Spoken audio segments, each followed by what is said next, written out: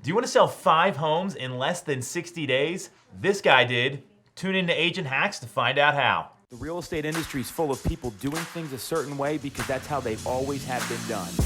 These are not those techniques.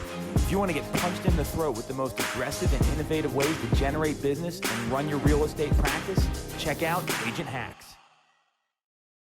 Welcome back to Agent Hacks. We've got our amazing team member, Josh Grubensky here. Super excited to have you on for a lot of reasons, but especially the topic that we're talking about. So Josh is a newer agent on our team. Been with us about 3-4 months now, somewhere in that range. So what were you doing before you joined? Give everyone a little bit of background. Yeah, so before I was doing this, I was a bartender. I worked down in Old City at a higher scale fine dining restaurant. And just kind of jumped right in.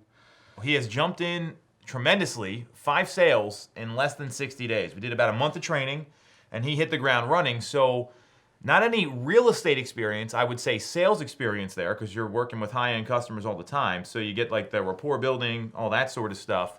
So 5 homes in 60 days, that's more than most agents sell in a year. That's higher than the average. What are 2 or 3 things you did as a new agent coming in that really led you to have this great early success? Yeah, absolutely.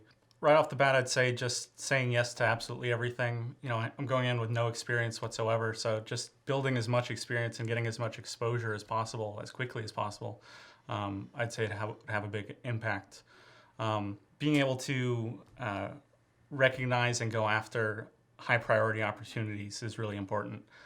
You got to be able to identify who's going to waste your time, who you can put on the back burner a little bit, and who you just need to focus on and get that all done. And then I'd say really just being fully committed from the beginning. I don't think I could do this part-time. I thought about it in the beginning, but just going half in, it's not a possibility. You have to be fully committed. You got to go all in, and you just got to give it everything to get yourself off the ground. So being a yes, huge mindset shift, because anytime you start saying no, it brings that like negativity into things. So I love that one. I want to come back to the second one here. So you talked about identifying the higher opportunity prospects. So what's your process to do that? Any sort of like hack or anything you're doing to really get to the bottom of it? I think asking them the right questions and just kind of identifying the guys that are ready to go now. A big part of our job is to pre-qualify people and to see where they fit in and what they're looking for. And you can find people that give you the standard responses and fill all the boxes, but they might not actually be ready to go. Mm-hmm. So that falls into kind of the rapport building.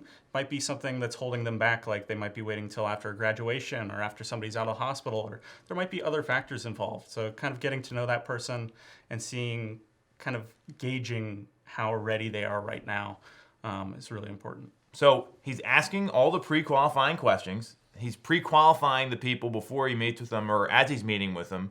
And you're right, that reveals the motivation. And you mentioned an interesting thing there, because there's conditions that come up.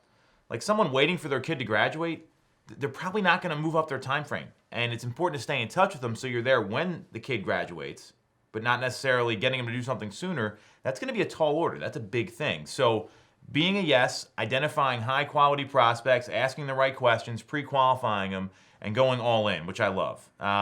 What he's not telling you is that he's super coachable. And when he says all in, I mean, he's doing everything necessary here. So someone that's out there watching this right now, they're thinking about getting their license, or maybe they're licensed and they're not ready to take the plunge yet. What advice would you have for them? Definitely you need to have enough runway planned. Like I started on this team in August. It's now mid-November, and I'm getting my first check from one of these sales. So you definitely need to have enough runway to get yourself going without breaking the bank.